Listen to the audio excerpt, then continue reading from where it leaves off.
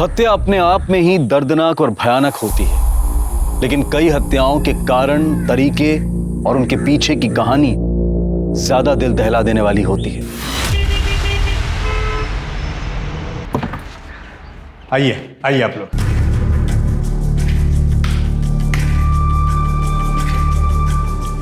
ये घर है, ये इस तरफ किचन है, बाथरूम होता है। वैसे पानी माशाल्लाह फुल आता है और वैसे इसका भाड़ा 5,000 रुपया है जो आपको एडवांस में देना पड़ेगा।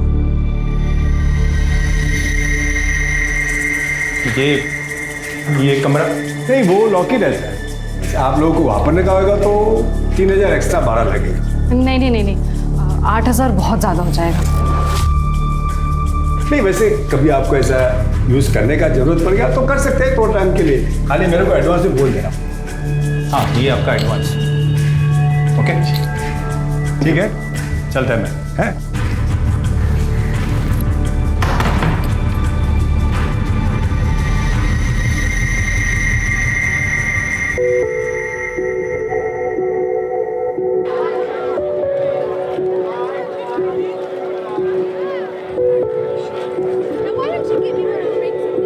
अरे वो कहाँ उड़े जा रही है वृंदा, हमेशा पंख लगे रहते हैं तेरे। और चाचा नए बढ़ोतरी। हाँ बेटा, क्योंकि मेरी तेरे जैसी बेटी है ना, तो अल्लाह ताला ने मुझे बहुत बरकत दी है। देख, मुझे आज मुंबई जाना है, तो तू यहाँ से सीधे किचन में जाएगी, ठीक है? भूलना मत। क्या चाचा, पहले कभी कोई काम भूली क्या मैं? गलती हो गई मेरी अम्मा, आगे से नहीं बोलूंगा। जा अभी।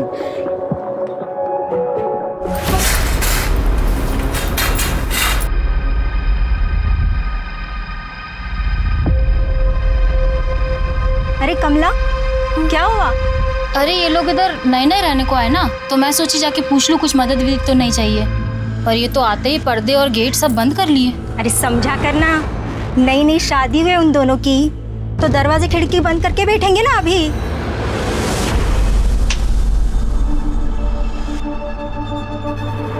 अगर तेल गर्म हो गया, डाल दे सारा उसमें। तेरा हुआ कि नहीं डालना है उसमें, गर्म हो गया तेल। चल जल्दी करो, सवेरे का टाइम है, सब आ जाएंगे भी टिफिन लेने। कितना हो गया इसका? काकी, मेरी टिफिन रेडी है ना? हाँ, पर तो इतना हाफ के रही है, रुक जा थोड़ा सा। नहीं, सांस लेने जाऊंगी तो उनको लेट हो जाएगा। अच्छा ठीक है, ये हाँ, मैं चली। रुक जा। ये देख, मैंने कुछ बनाया है, खा के बता कैसा है। बहुत अच्छा, चलो अब मैं जल्दी। हाँ, अरे ये पूरा तो खा ले। नहीं, पूरा खाने जाऊंगी तो उनको लेट हो जाएगा। नहीं।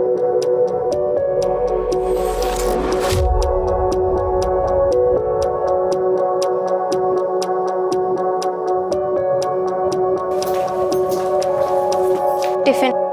अरे सर, कहाँ भाग रही है? ये हाथ पीछे रख। आखिरी बार बोल रही हूँ कमलेश, दोबारा ऐसी गलत बात की ना तो उस्मान चाचा को बोल दूंगी।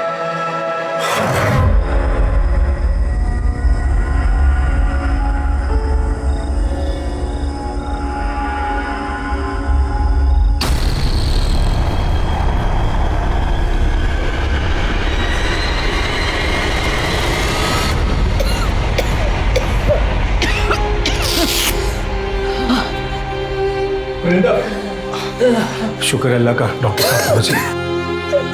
नहीं बेटा, ऐसे रोते नहीं बेटा। देखो डॉक्टर साहब आ गए ना, वो तुम्हारी आई की टीबी ऐसे चुटकी बजाती ठीक कर देंगे। क्यों डॉक्टर साहब? हाँ, मैंने दवाई तो लिख दी है, जल्दी इनकी तबीयत ठीक हो जाएगी, चिंता मत कीजिए। ये आपकी फीस। जी शुक्रिया। भाभी जी, जब तक आप पूरी तरह ठीक नहीं होती, आप यहीं आराम करिए। वृंदा बच्ची है भाईजान, मैं बिस्तर पे पड़ी रहूंगी तो अकेले नौकरी, घर का सारा काम, खाना वाना सब कैसे करेगी? अरे भाभी जी, मैं किस मर्ज की दवा हूँ? वृंदा बेटा, 2 घंटे बाद आ जाना, राशन व खाना वगैरह ले जाना और दवाई भी दिलवा दूंगा, ठीक है? जी चाचा। भाईजान, आप ना होते तो हमारा क्या होता? पहले आपने वृंदा को नौकरी दे दी ताकि हमारा घर चलता रहे। आपका एहसान कभी नहीं चुका पाऊंगी। बेटा, आई का ख्याल रख, हैं? चलता है।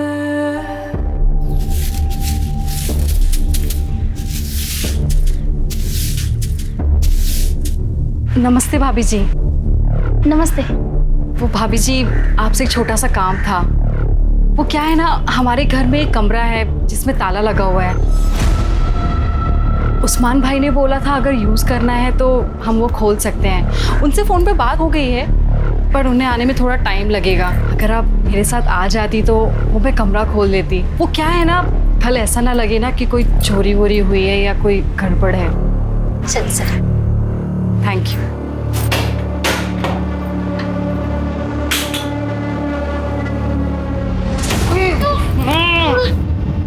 अगो देवा, कितनी बास आते, मुझे लगता है चूहा मर गया।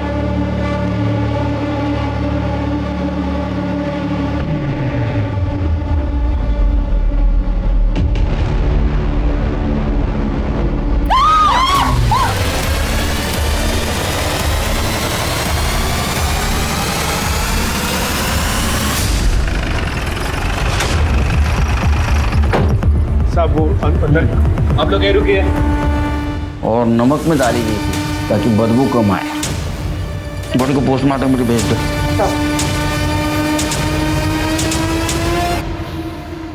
ये रहो, अंदर आइए आप लोग। जी साहब। घर तुम्हारा है? जी साहब।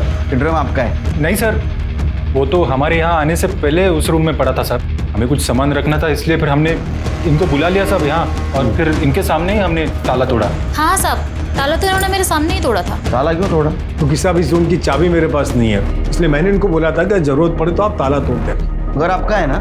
चाबी आपके पास नहीं थी? शायद सिंधे फैमिली के पास होगी चाबी, क्योंकि जब वो खाली करके गए तो ताला लगा के गए थे साहब। वो कब गए? 2 महीने तो हो गए होंगे ना उस्मान भाई। हाँ, तो 2 महीने से खाली है घर? अरे नहीं साहब, वो शिंदे फैमिली बहुत शानी निकली साहब। उनका 2 महीने का भाड़ा बाकी था जब वो घर छोड़ के चले गए, वो तो दिया नहीं। और जब मैं 15 दिन के लिए वर्धा गया तब उस बात का फायदा उठाकर मेरा घर उन्होंने काले फैमिली को भाड़े पे दे दिया बिना मेरे को बोले। और शिंदे फैमिली का तो कहीं पता ही नहीं है साहब। और कुछ दिन पहले वो काले फैमिली भी साहब ये घर छोड़कर चले गए। तब से लेके इन लोग के आने तक ये घर खाली पड़ा था साहब, अल्लाह गवाह है।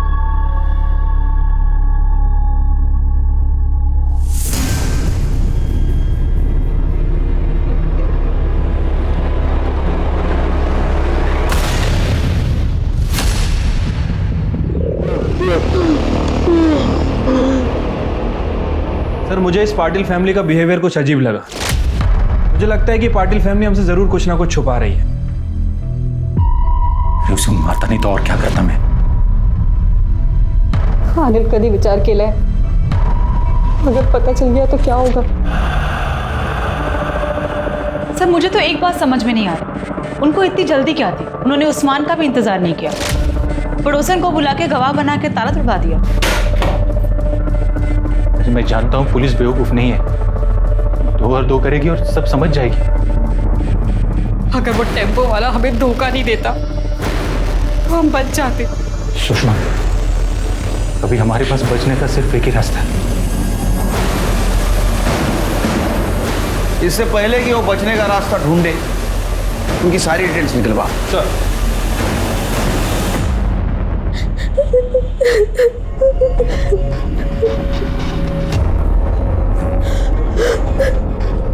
वृंदा, वृंदा, क्या हुआ बेटा?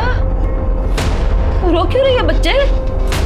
कुछ वृंदा, सर उस्मान के पड़ोसियों से बात की है। उनका कहना है कि 10-12 दिन पहले जब पाटिल फैमिली ने उस्मान के घर को किराए से लिया था, तब से लेके अभी तक वहाँ के लोगों को उनका नेचर कुछ अजीब सा लग रहा है। इनफैक्ट सर वो ज़्यादा किसी से बात करते नहीं थे, और सामान के नाम पर उनके पास एक बैग था और एक गोनी थी, जिसे लेकर वो कुछ ज़्यादा ही प्रोटेक्टिव थे। घर के खिड़की दरवाजे भी 24 घंटे बंद रखते थे। सर जिस टेम्पो से वो मोहल्ले में आए थे, मैंने उसके ड्राइवर से भी बात की। अजीब आदमी था साहब, मैं उसे गोनी उतारने के लिए मदद कर रहा था।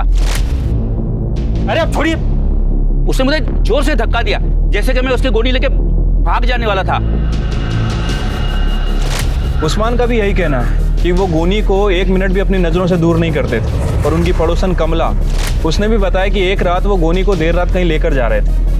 नजर रखो उन पे, अगर उन्होंने कुछ कांड किया है तो बचने के लिए जरूर कोई ना कोई गलती करेगी।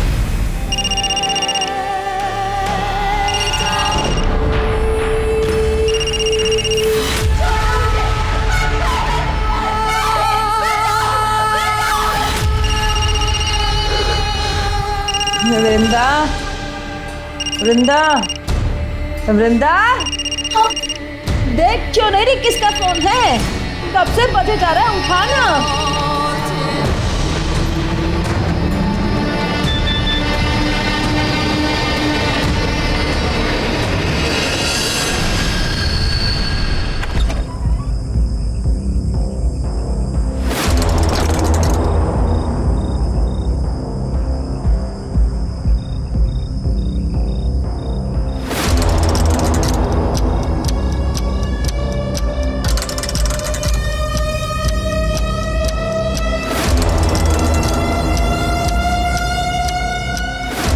पीछा कर रहा है।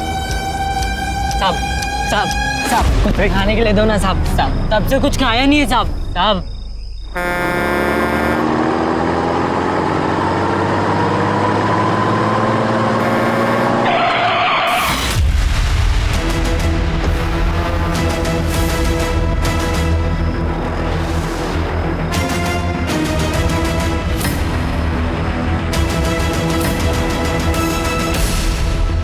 अभी जाओ। Sorry sir. वो शाणे निकले पुलिस को उल्लू बना के। कुछ पता चला सुषमा और अनिल का? हाँ सर, एक सब्जी वाले ने सुबह 7 बजे उन्हें एक ट्रक पे चढ़ते हुए देखा था हाईवे के पास। सर ट्रक का डिस्क्रिप्शन मिल गया है, जल्दी उसके बारे में पता चल जाएगा। सवेरे 7 बजे, अभी 2 बज चुके हैं शिर के, 7 घंटे हो चुके हैं। जो लोग पुलिस को चकमा देके भागे वो हमारी राह देखते वहां रुकेंगे? क्या हम वहां जाएंगे और उनको पकड़ के लाएंगे? वहां का सीसीटीवी फुटेज मंगाओ आणि प्रत्येक टोल नाक्यावर ट्रकचं डिस्क्रिप्शन पाठवा। जाओ। हो साहब। जिस घर के अंदर ड्रम में लाश मिली थी उस घर के बाहर एक टूटा हुआ ताला मिला। पाटिल फैमिली ने कमला के सामने जो ताला तोड़ा था वो लेके आओ। सर।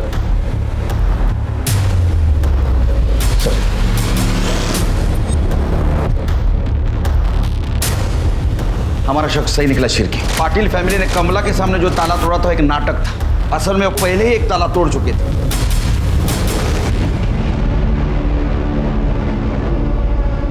वो अनिल और सुषमा की वजह से केलकर साहब ने क्या क्लास ली मेरी, सुनना पड़ा। गलती तो मेरी थी ना।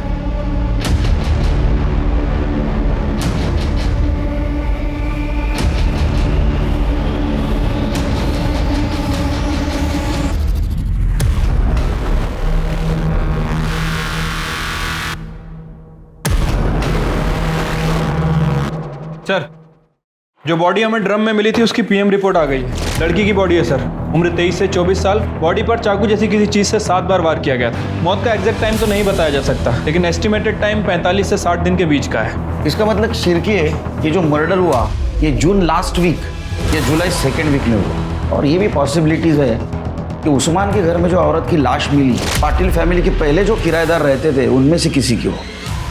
साहब पाटिल से पहले काले फैमिली उधर रहती थी। साहब और रवि काले, उसकी बीवी, उनका बेटा प्रेम, पल्लवी का पति। साहब तीनों मिलके पल्लवी की जो हालत करते थे, बहुत बुरा बर्ताव करते थे। साहब मेरे घर में शिफ्ट होने से पहले काले फैमिली वहीं आसपास में कहीं रहती थी, लेकिन उनके मकान मालिक की बेटे की शादी थी तो उनको घर चाहिए था शायद। और इधर वो शिंदे जो था तो मेरा घर छोड़ के भागने की तैयारी में थे, तो उसने बिना मेरे को बोले काले को मेरे घर में भाड़े पे रख दिया। जब मैं वर्धा से वापस आया मैं काले फैमिली से मिलने गया। मैं तुम्हारे हाथ जोड़ता हूँ, ये केस वापस ले लो। देख बहू, गलती हो गई हमसे, माफ कर दे। मैं तेरी माँ की उम्र की हूँ, तुझे अच्छा लगेगा इस उम्र में मैं कोर्ट कचहरी के चक्कर लगाऊं? हाँ बोला ना। कान फूट ले तुझे? आई बाबा क्या बोल रहे, सुनाई नहीं दे रहा तुझे? नहीं बाबा, गलती हमारी है, ये प्यार से नहीं, ये मार से माने। अरे अंदर करवाएगा सबको। लेकिन बाबा चुप बैठ, सुना नहीं वो पुलिस वाली क्या बोल कर गई? आई बाबा की वजह से तू बच गई, वरना मैं अभी के अभी तुझे जिंदा गाड़ देता, समझे?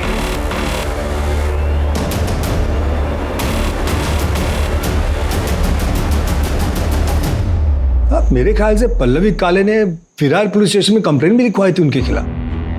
हाँ सर, पल्लवी ने 2 महीने पहले कंप्लेंट लिखवाई थी। मैडम मुझे बचा लो मैडम, वो लोग मुझे मार देंगे, मुझे बचा लो मैडम, मुझे बचा लो, वो लोग मुझे मार देंगे। सेफ हो, घबराओ मत, पानी। अब बताओ क्या हुआ?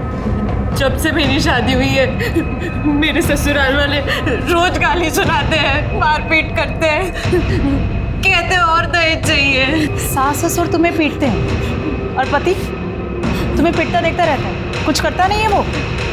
किया ना मैडम। रुक! आज तुझे जिंदा जला दूंगा मैं, छोड़ूंगा नहीं। मैं किसी तरह अपनी जान बचाकर यहाँ तक आ रही हूँ। केरोसिन का बास आ रहा है कपड़ों में से। अगर मैं यहाँ पे नहीं आती तो वो मुझे जिंदा जला देता मैडम। पता नहीं मैडम ये झूठ क्यों बोल रही है, शायद इसे गलतफहमी हो गई है। अरे मैडम, मारना पीटना तो बहुत दूर की बात है, हमने तो कभी इसे हाथ तक नहीं लगाया। हाँ मैडम, और वो केरोसिन तो गलती से गिर गया मेरे हाथों से, मैंने जानबूझकर नहीं गिराया। मैं आपको पूरी बात बताती हूँ। देखो, इसने ना केरोसिन मंगाया और मेरे प्रेम ने लाकर उसे दिया और उसके हाथ से ऐसा छूट गया और इसके आंख पे गिर गया। तो इसे ऐसा लग रहा है कि जानबूझ के मेरे बेटे ने उसके पैर केरोसिन डाला है। ऐसा कुछ भी नहीं है। बेटा माफ कर दे और इनको बोल दे केस वापस ले। नहीं, मैं केस वापस नहीं लूंगी मैडम। ये लोग झूठ बोल रहे हैं। ये लोग ने जानबूझ के मुझे जिंदा जलाने की कोशिश की है। अरे कोशिश की होती तो अब यहाँ खड़ी होती क्या तू? करना वो सदमे में है बेटा। नाटक बंद करो अपना। अगर आज के बाद पल्लवी को हाथ भी लगाया ना तो तीनों की गलतफहमी दूर कर दूंगी मैं। तुम्हारा दहेज का लालच और तुम्हारी मर्दानगी ऐसे सदमे में आएगी ना कि तीनों जन जेल से जिंदगी भर बाहर नहीं आ पाओगे, समझे? पर सर, पल्लवी उस कंप्लेंट पे कार्रवाई करना नहीं चाहती थी, इसलिए हमने काले फैमिली को वार्निंग देके छोड़ दिया। साहब, पल्लवी ने उनके खिलाफ कंप्लेंट की थी, इसलिए वो लोग डर तो गए थे, लेकिन उसके बाद से पल्लवी के लिए उनकी नफरत बहुत बढ़ गई थी साहब। ये काले फैमिली की डिटेल्स दे दो। काले फैमिली की डिटेल मेरे पास नहीं है, शिंदे फैमिली की दे सकता हूँ। शिंदे से आपको काले की मिल जाएगी। साहब, दोनों की आपस में बहुत पड़ती थी। यार कंफ्यूजन है, काले शिंदे दोनों फैमिली की डिटेल्स दे दो इनको। शिरके, ये पल्लवी के बारे में पूछताछ करो बस्ती में, सारी डिटेल्स चाहिए उसके मुझे।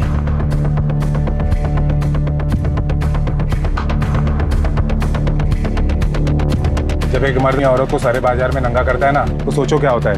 बेचारी पल्लवी के साथ भी एक दिन ऐसे हुआ था। ए पल्लवी, ए रुक इधर जा रे, चल आज मुड़ो अपना, चल। छोड़ पीछे हट। पैसा दे दो, ले ले, चल आज मूड बनाएंगे, चल चल। ये पैसे ना अपनी माँ को जाके देना और उसी के साथ सोना, समझे? छोड़। क्या कह रहे तुम लोग यहाँ पर? छोड़ूंगा नहीं तेरे को, ये थप्पड़ तुझे बहुत महंगा पड़ेगा, याद रखना। हाँ चल निकल चल। नाम क्या बता दोनों का? सर, श्याम और विलास। अगर पान वाले की इंफॉर्मेशन सच है तो ये दोनों किसी गटर में दारू पी के पड़े होंगे। उठाओ उनको। ठीक है सर, अभी इन्फॉर्मेशन मिली है, सब्जी वाले ने जिस ट्रक का डिस्क्रिप्शन दिया था वो कोल्हापुर के नाके के पास से निकला है। अनिल पाटिल और सुषमा उसमें अभी दिखे हैं। हाईवे पुलिस को इन्फॉर्म करो सर। और नायगांव में उसके पड़ोसियों से पूछताछ करो, उसका कोल्हापुर में कनेक्शन है क्या। चिरके, शिंदे फैमिली का कुछ पता चला? नहीं सर, अभी तक उनका फोन स्विच ऑफ है।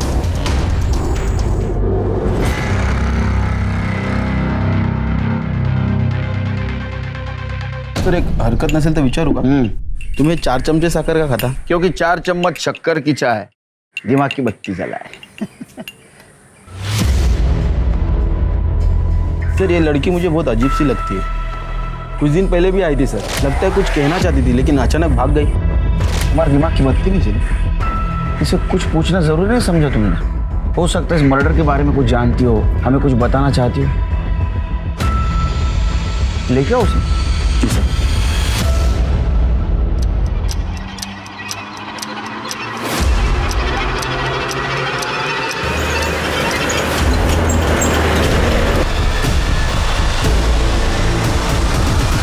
सर, रवि काले का फोन सतारा के पास ऑन हुआ था। मैंने वहाँ की लोकल पुलिस को इन्फॉर्म कर दिया है। जल्दी उसकी एग्जैक्ट लोकेशन ट्रेस कर रहे हैं और जैसे ही मिलती है उसे अरेस्ट करके ला रहे हैं। गुड। और वो 2 बेवड़े? सर, विलास और श्याम दोनों का पता चल गया है। हमारी एक टीम गई है उन्हें उठाने के लिए।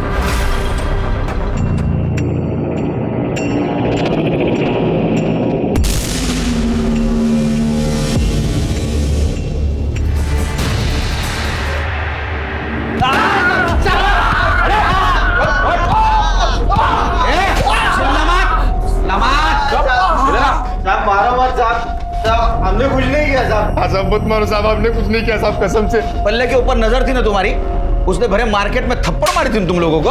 हाँ, इसलिए तुमने बदला लिया, उसका मर्डर किया। साहब कसम से बोल रहे हैं अपन साहब, साहब अपन नहीं मारा उसको साहब। हमने नहीं मारा उसको साहब, कसम से नहीं मारा। हाँ साहब, 2 महीने पहले ना उसको आधी रात को किधर तो बाहर जाते हुए देखा था साहब, वो बैग भी लेके जा रही थी।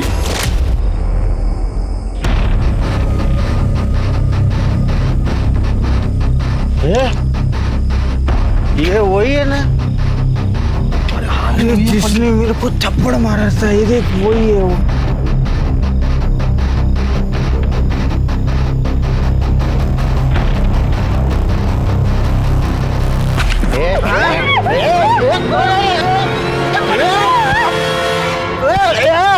काय को मारे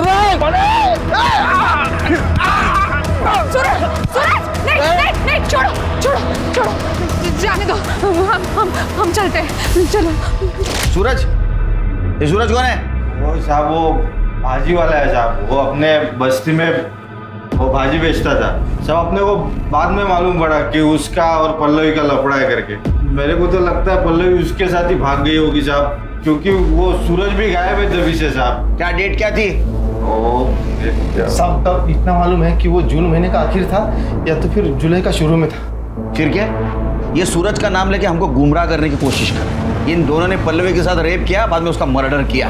दारू उतरेगी ना सब बोलोगे तुम। करने नींबू पानी पाता का आता नहीं पाजा। सिरके, अगर सच में उस दिन पल्लवी सूरज के साथ बाहर गई थी तो ये बॉडी पल्लवी की नहीं किसी और की हो सकता है। आप सही कह रहे हैं सर, हो सकता है ये बॉडी मिताली की हो। मिताली कौन? सर केशव शिंदे की बहू, जो कि काले फैमिली से पहले उस घर में रहती। सर सुरिंदा भोयर नाम की एक औरत है जो कि बस्ती में कम्युनिटी किचन चलाती है और उसका मालिक उस्मान। उसने बताया कि पल्लवी और मिताली एक दूसरे को बहुत अच्छे से जानते हैं और उसने ये बताया कि मिताली अनाथ थी, वो बेवड़े प्रशांत से शादी कर ली उसने प्यार में पड़कर। झाड़ू कटका करके उसके सारे घर वालों का पेट पालती थी वो, लेकिन उसके ससुराल वाले बहुत ही परेशान करते थे उसको। ये क्या लड़ रही है? अरुला, चल निकल। ये इधर बस्ती के पास ही एक बैचलर लड़का है, उसके घर पे झाड़ू कटका करती थी। उसका नाम था कुछ मिलिंद वैद। बहुत ही कमीना लड़का था वो। घर का काम करके उसको 15,000 मिल जाता था और उतना चल जाता है उसको। फिर एक दिन उस मिलिंद ने उसके ऊपर जबरदस्ती किया।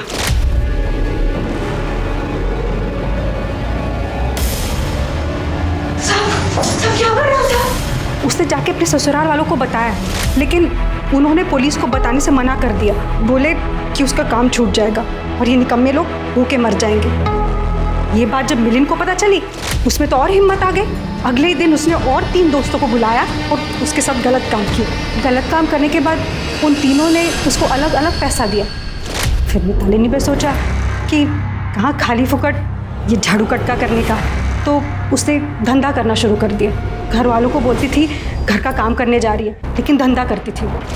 फिर एक दिन उसको अपने ही ग्राहक आकाश से प्यार हो गया। उसने पल्लवी को भी बोला कि इस काम में लग जाए, लेकिन पल्लवी भड़क गई। खबरदार जैसी घटिया बात मेरे को दोबारा बोली है तो, और तू भी ये घटिया काम छोड़ दे, वरना तेरे ससुराल वालों को जाके बोल दूंगी और फिर तुझे घर जाके मुंह खोलेगी ना तो काट दूंगी तुझे।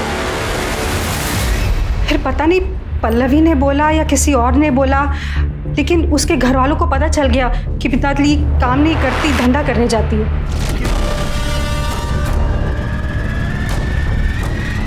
बहुत तमाशे हुए। फिर अगले दिन वो शिंदे लोग घर छोड़ के चले गए। मिताली थी उस दिन साथ में? वो मालूम नहीं मैडम, लेकिन उनको जाते हुए बस्ती में से किसी ने भी नहीं देखा। तो हो सकता है वो बॉडी मिताली की। ये शिंदे फैमिली ने मिताली को मार दिया, उसको ड्रम में डंप कर दिया। सर ऐसा भी हो सकता है कि पल्लवी को मिताली का सच पता चल गया, यही बात उसने उसके ससुराल वालों को बता दी। गुस्से में आकर मिताली ने पल्लवी का मर्डर कर दिया, उस बॉडी को ड्रम में डाल दिया और वहाँ से निकल गई हो। सर एक बात और हो सकती है, सर पल्लवी और सूरज का किसी बात पे झगड़ा हुआ हो और सूरज ने पल्लवी को मार के उसकी बॉडी को ड्रम में ठिकाने लगा दिया। होने को तो कुछ भी हो सकता है। हमारे सामने थ्योरीज बहुत है, लेकिन पक्का सबूत नहीं। अब हमें ये पता करना है कि लाश किसकी है, और ये भी पता करना है कि जो जिंदा है वो कौन है और कहाँ। उस्मान की खोली में ड्रम में मिली औरत की लाश ने पुलिस के होश उड़ा दिए थे। किसकी हो सकती थी ये लाश? पल्लवी की। अब एक नया नाम सामने था, मिताली। इसी दौरान विरार पुलिस को पता चलता है कि 2 महीने पहले सतारा में एक मिसिंग कंप्लेंट दर्ज करवाई गई थी, जो और किसी की नहीं बल्कि मिताली की थी और शिंदे परिवार ने लिखवाई थी। सारी थ्योरीज और संभावनाओं के बाद अब भी बड़ा सवाल यही था कि मरने वाली औरत कौन थी और उसे किसने और क्यों मारा था। सर, हमारी टीम ने शिंदे फैमिली को अरेस्ट कर लिया है, वो उन्हें इधर लेके आ रहे हैं। साहब, हम 14 जून के रात को विरार से निकले थे सातारा के लिए टेम्पो से, लेकिन रात को मिताली कब टेम्पो से भागी हमें पता नहीं चला। जब हम सातारा पहुंचे ना, तभी हमको पता चला कि वो हमारे साथ नहीं है। तभी हम लोग ने उसकी मिसिंग कंप्लेंट वहाँ लिखवाई थी। साहब, आकाश के बारे में पता था? हाँ साहब, वो उधर ही हमारी बस्ती में रहता था, हमें लगा वो उसके पास गई होगी। उस्मान चाचा के उस रूम को ताला लगा क्यों भाग गए थे तुम? नहीं साहब, हम लोग भागे नहीं थे, उल्टा हमारा ही कुछ सामान वहाँ पड़ा हुआ था। क्या बताऊँ साहब आपको, हमारा बेटा परेशान, उसकी शराब की लत छुड़वाने के लिए हम उसे सातारा लेके गए थे, लेकिन 15 दिन पहले उसकी मौत हो गई और उसके अंतिम कार्य के लिए हम लोग वहाँ रुके थे साहब। इसीलिए हम लोगों का मोबाइल नहीं लग रहा था साहब। रही बात रवि गाड़ी की, तो उसे वो जगह हम लोग ने तब इन्हें दी थी जब तक हम लोग वापस ना आते। हम लोग सच बोल रहे हैं, हम लोग बहुत सीधे साधे लोग हैं साहब। सीधे साधे लोग हैं तुम कितने सीधे और कितने साधे हो सब पता है हमें। तुमने मिताली के साथ क्या क्या किया ये भी पता है। मिलिंद के घर में उसको काम करने लगाया ना, इसके बावजूद भी तुम्हें पता था कि उसके साथ रेप हुआ है, और जब ये गलत काम वो खुद की मर्जी से करने लगी, उसको मारा पीटा, उसका पैसा लेके तुम भाग गए। एक मासूम सीधी सादी लड़की तुम्हारे वजह से इस दलदल में फंस गई और अभी तक वो गायब है।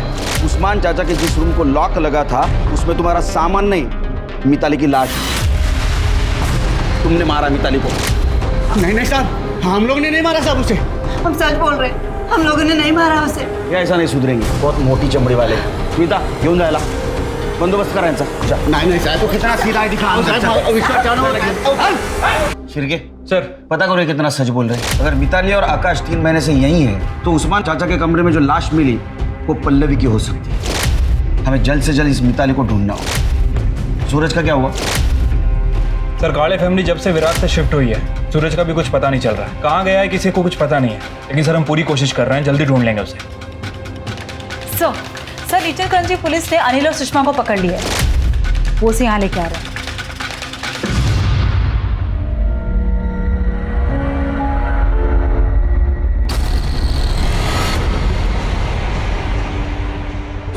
मैं और सुषमा पालघर में रहते हैं। हाँ? पालघर में मैं और सुषमा पड़ोस में रहते। हाँ। सुषमा की शादी सर वो अजीत जयकर नाम के गुंडे से हुई थी। हम दोनों एक दूसरे से बहुत प्यार करते थे, इसीलिए हमें डर भी लगा रहता था कि ये बात अगर इसके पति को पता चल गई तो वो क्या कर देगा सर। इसलिए फिर हम दोनों ने सर कोल्हापुर भाग जाने का फैसला किया। 3 अगस्त की रात को सर ये अपने सास के सारे जेवर लेके मेरे पास आई और फिर हम लोग कोल्हापुर जाने के लिए टेम्पो ढूंढने के लिए मंडी में गए। भाऊ, कोल्हापुर के लिए टेम्पो तो अभी 15 मिनट पहले ही निकला, और अब अगला मिलना मुश्किल है। ये किसका टेम्पो है? मेरा है। ये कहाँ जा रहा है? विरार। रोज रात को कहाँ जाते थे? कोल्हापुर जाना था ना सर, वो टेम्पो ढूंढने जाते थे हम। एक रात जब अनिल टेम्पो ढूंढने गए और मैं घर में अकेली थी, तो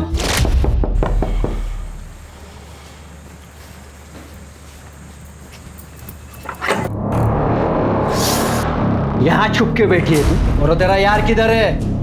बुला उस। आज तुम दोनों का खेल खत्म कर देता हूं मैं। उसके पहले ना मुझे मेरे पैसे और जेवर चाहिए जो तू चुरा के भागी। बॉल किधर रखे?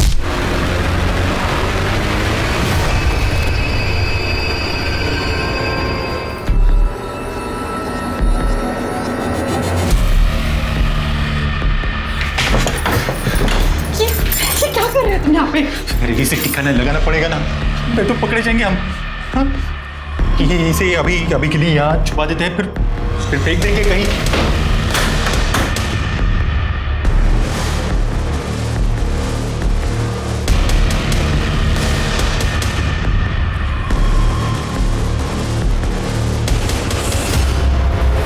साहब उस रूम में तो पहले से एक लाश थी साहब, हम दोनों को लगा कि हम दोनों फंस जाएंगे। मैं मैकेनिक हूँ, इसलिए मैं जानता हूँ बिना चाबी के गाड़ी कैसे चालू करते हैं। हम दोनों जैसे तैसे करके वो बॉडी को बाइक पे रखा और फिर गाने लगाने के लिए हम लोग निकल पड़े। वो सब होने के बाद सब हम लोग कोल्हापुर के लिए भाग गए। हाईवे पे ईचल करंजी का ट्रक मिला, हमने उस ट्रक से लिफ्ट लिया और ईचल करंजी पहुंच गए। सर हम जैसे ही ईचल करंजी पहुंच गए, सामने अजीत था। हम दोनों तो डर गए कि ये जिंदा कैसे बचा, लेकिन वहाँ के लोगों ने उसे पकड़ लिया और पुलिस के हवाले कर दिया। और वो उधर इचलकरंजी पुलिस स्टेशन के कस्टडी में, और तुम्हारे ऊपर अजीत के अटेम्प्ट टू मर्डर का चार्ज लगा। सर जंगल में एक लाश मिली।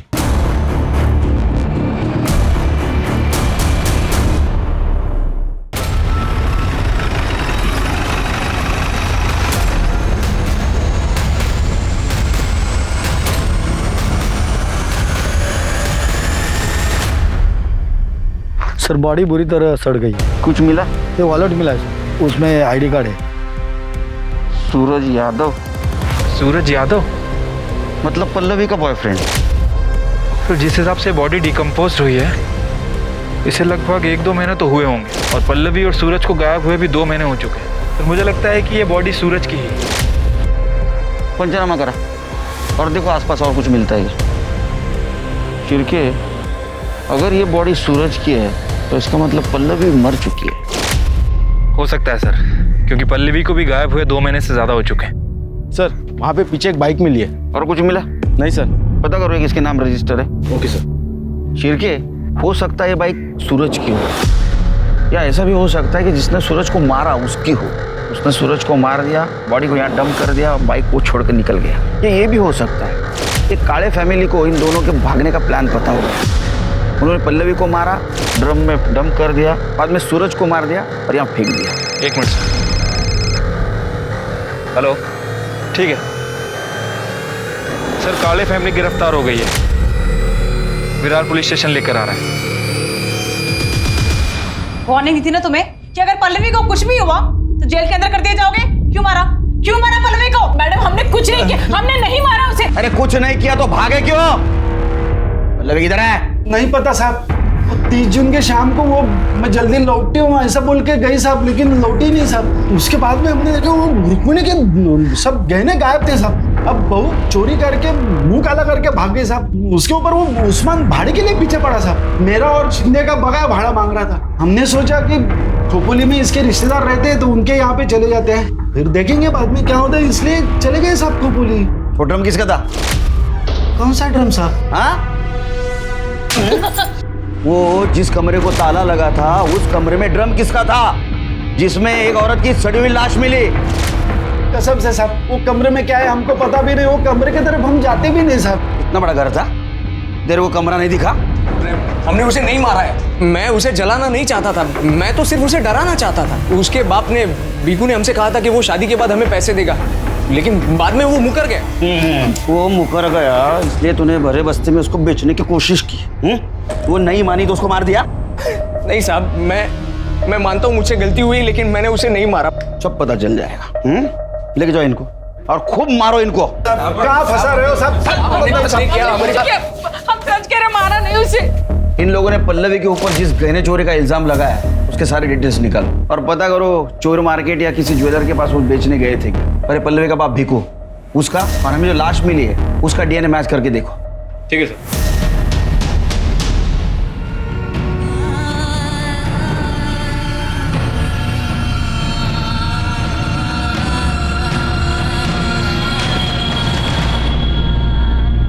काफी कोशिशों और मेहनत के बाद आखिरकार विरार पुलिस को लगने लगा कि वो सही दिशा में आगे बढ़ रहे हैं। पल्लवी के पिता भीकू का डीएनए ड्रम में मिली लाश के डीएनए से मैच कर गया, जिसका अर्थ ये हुआ कि ड्रम में मिली लाश पल्लवी की थी। और साथ ही ये भी साबित हुआ था कि मौका वारदात पर मिली मोटरसाइकिल सूरज की थी। पल्लवी और सूरज का मर्डर हुआ था, ये प्रूव हो चुका था। और इसी दौरान पुलिस को एक और डेड बॉडी मिली जो पुलिस की मुश्किलें और बढ़ाने वाली थी। फिर के 14 जून को शिंदे फैमिली विरार से शिफ्ट हो चुकी और 30 जून तक पल्लवी जिंदा थी। इसका मतलब पल्लवी के मर्डर में शिंदे फैमिली का कोई हाथ नहीं। दूसरी सस्पेक्ट है काले फैमिली जो हमारे कस्टडी में। एक और सस्पेक्ट है मिताली शिंदे। हो सकता है अपने बॉयफ्रेंड आकाश के साथ कहीं हो लेकिन उसकी हमें इन्फॉर्मेशन नहीं। साहब मैं वही बताने के लिए इधर आई है। मैं ही हूँ मिताली शिंदे और मैंने पल्लवी को नहीं मारा है। तुमने कुछ किया नहीं तो यहाँ आने में इतनी देर क्यों लगा दी? इंसान हूं ना साहब, पहले खाली खुद के बारे में सोचा, पर लगा पल्लवी को भी न्याय मिलना चाहिए। बहन जैसी थी वो साहब मेरी। साहब खाली पल्लवी को मालूम था कि मैं प्रशांत के फैमिली को छोड़ के विरार वापस आ चुकी हूँ और आकाश के साथ उसकी बीवी बन के उसके साथ में रह रही हूँ। घूंघट डालती थी तो बस्ती में कोई पहचाना नहीं मेरे को। कि पल्लवी ने बताया था 30 जून को भाग के जाने वाली है? वो जल्दी में थी तो ज़्यादा बात नहीं करी, पर उस दिन मिली थी वो मुझे। सूरज कहाँ है? सूरज को मैंने उस्मान चाचा के उधर बुलाया है, उधर से हम दोनों साथ में जाएंगे। और मैं भी अभी उस्मान चाचा के उधर ही जा रही हूँ।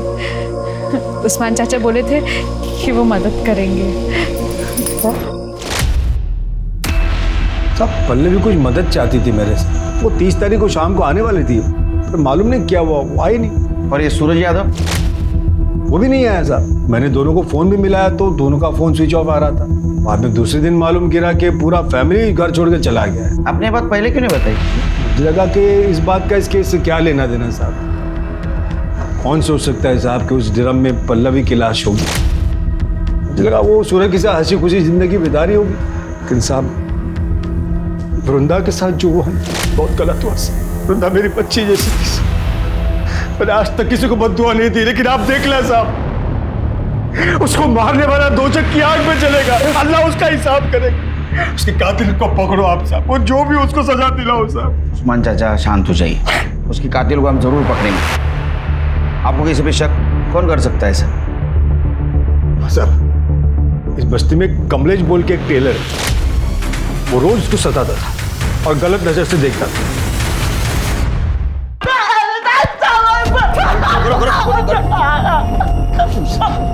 क्या कह रहे हो के साथ? क्यों मारा उसको?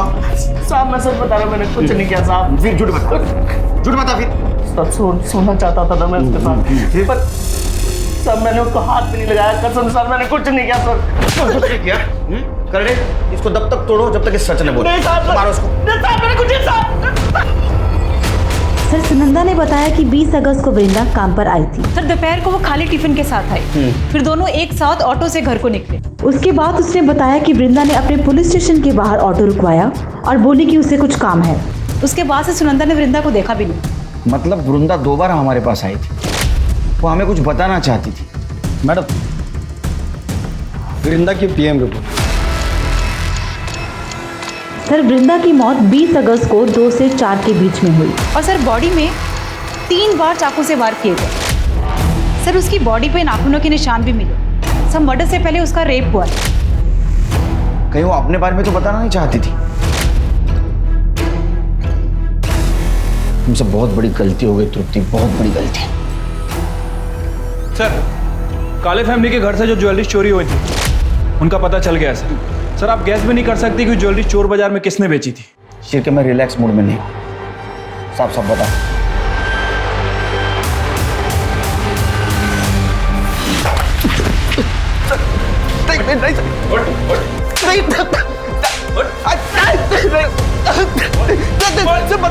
बताता हूँ क्या बताना पड़ेगा, बोल। सर नशे के साथ साथ सर सेक्स की लत कब लगी पता ही नहीं चला सर। मेरे को लड़की देख के सर एक ही चीज़ समझ में आने लगी। 1.5 महीने पहले पल्लवी आई थी सर अब्बू से मिलने। अब्बू थे ही नहीं घर पे, तो मुझे रोकने वाला भी कोई नहीं था सर। सोहेल ऐसा मत करो, मैं तुम्हारे हाथ जोड़ती।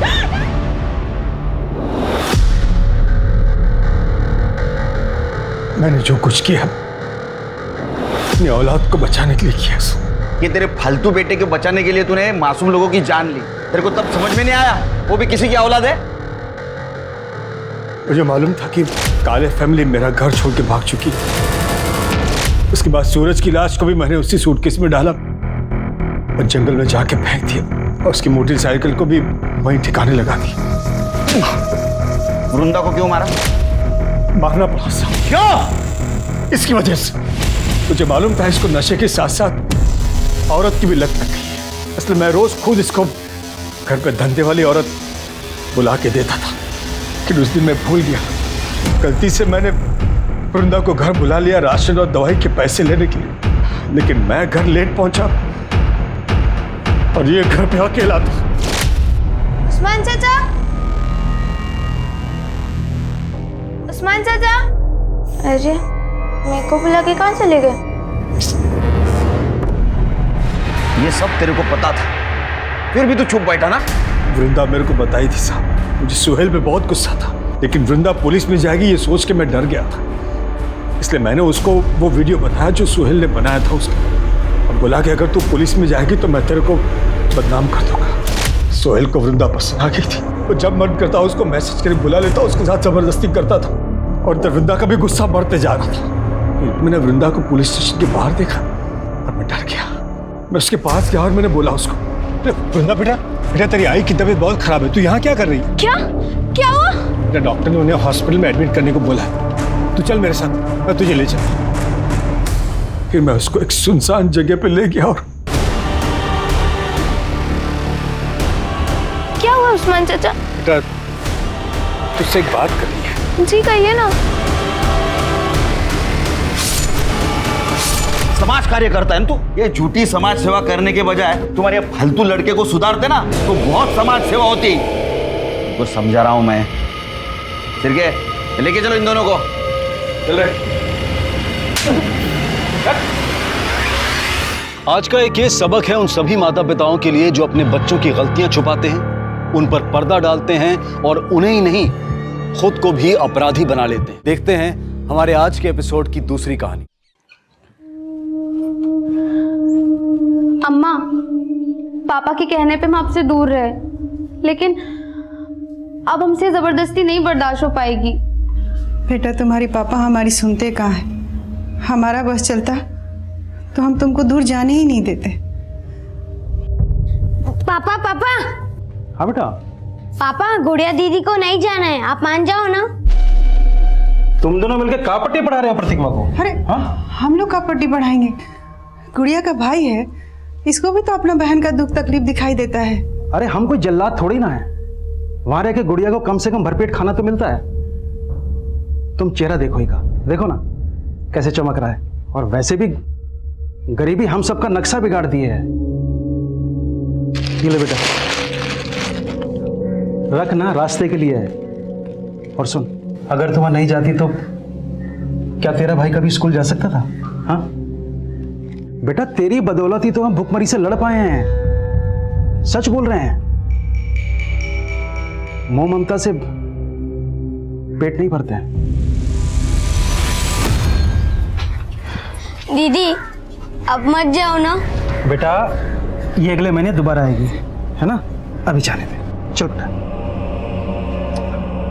प्रतिभा को संभालो, बेकार में बस निकल जाएगी। चल।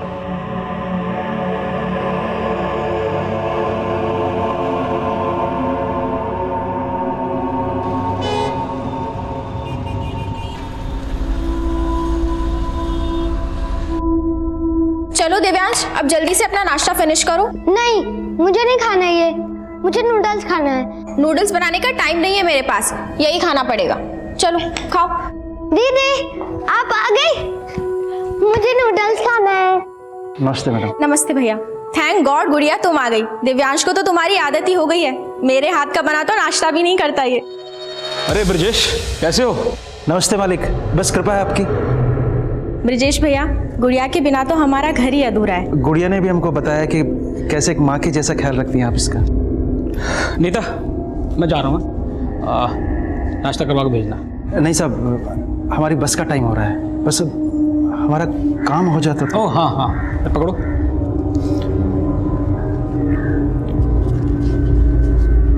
₹10,000। कुछ और ज़रूरत हो तो फ़ोन कर लेना मुझे। धन्यवाद मालिक। बाय। ले बेटा, पकड़। मेहनत से काम करना बेटा। चलते हैं। नमस्ते। नमस्ते। हैप्पी। गुड़िया जैसे बच्चे हम रोजाना अपने आसपास देखते हैं। होश संभालते ही उन्हें यह सिखा दिया जाता है कि उनका बचपन खेल खिलौनों के लिए नहीं बना, शिक्षा उनकी बुनियादी जरूरतें पूरी नहीं कर सकती, उन्हें शिक्षा से वंचित कर दिया जाता है। बहुत छोटी उम्र में ये बच्चे इतने बड़े हो जाते हैं कि 2 वक्त की भूख इनका भविष्य निकल जाती है। लेकिन गुड़िया अब अपनी उम्र के उस पड़ाव पर थी जहां बच्चे खुद अपना भविष्य बदलने की ठान लेते हैं। हम गुड़िया, हम कुछ रोज पहले ही 18 साल के हुए। अब हम बालिग हैं। हम वोट भी डाल सकते हैं और अपना जीवन साथी भी खुद ही चुन सकते हैं। हम एक लड़के से प्यार करते हैं, पर हमारे पापा जबरदस्ती हमारा शादी एक अपंग आदमी से कर रहे हैं। हमारे साथ नाइंसाफी हो रही है। हमको कुछ हो गया तो हम मरना नहीं चाहते। हमको अपना भाई और माँ के लिए जीना है।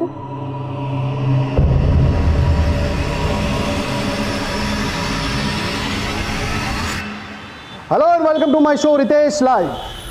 आबो हवा के साथ साथ शहर का माहौल भी खराब हो चुका है। एक लड़की जो छोटे से गांव से आती है, रिपोर्टर बनने का सपना ली, वो सपना साकार करने वो शहर आती है, और क्या होता है उसके साथ? जॉब का झांसा देकर रेप किया जाता है। आज मैं बेनकाब करने आया हूं उस टीवी चैनल के मालिक वीरेंद्र कक्कड़ को। ये है वो वीरेंद्र कक्कड़ जो खुलेआम बेरोक-टोक घूम रहा है, कोई पूछने वाला नहीं। लेकिन वीरेंद्र कक्कड़, मैं ऐसा होने नहीं दूंगा। I challenge you Virendra Kakkar कि उस लड़की को इस शो के माध्यम से मैं इंसाफ दिलाऊंगा, और तुम होंगे जेल के पीछे, सलाखों के पीछे होगे तुम।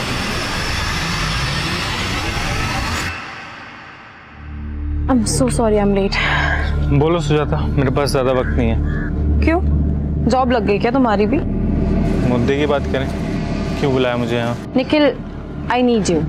I want you to come back. See, मैं ये न्यूज़ पोर्टल अकेले नहीं संभाल सकती। लेकिन अगर मैंने तुम्हारे साथ काम किया ना, तो तुम्हारा वो सनकी पति मेरे साथ कुछ भी कर सकता है। उसको मैं भी तो झेल ही रही हूँ ना। तुम मुझे अपनी जिंदगी प्यारी है, कल वो मुझे जान से मार देगा तो मैं क्या करूँगा? निखिल कैसी बात?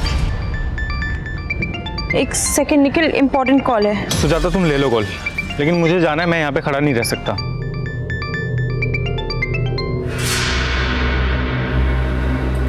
कैसी हो सुजाता? आपने मेरा हाल चाल पूछने के लिए तो कॉल नहीं किया होगा ना वीरेंद्र सर?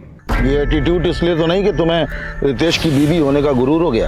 पहचान तो मुझे तब भी नहीं मिली सर जब मैंने आपके साथ काम किया था, और ना ही मैं चाहती हूँ कि लोग मुझे रितेश की वजह से पहचाने। देखो सुजाता, तुम्हारा एम्बिशन मझधार में है और तुम्हारा पति ओवर एम्बिशियस है। मुझे बदनाम करने की कोशिश कर रहा है, उसे वहीं का वहीं रोक दो, मैं तुम्हारा कोई ना कोई फायदा करा दूंगा।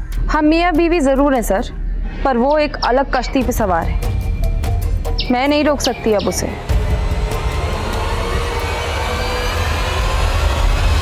सर, आज की शो की टीआरपी सारे रिकॉर्ड्स तोड़ देगी। You are rocking sir. You liked it, really?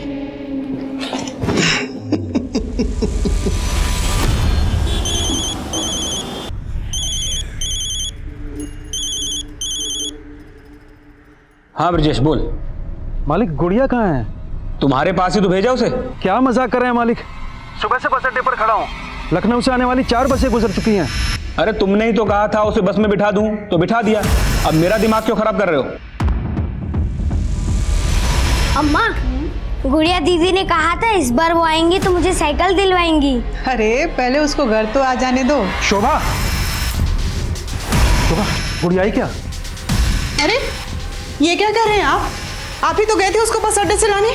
शोभा, गुड़िया खो गई है, उसका कहीं पता नहीं चल रहा है। क्या कह रहे हैं हम?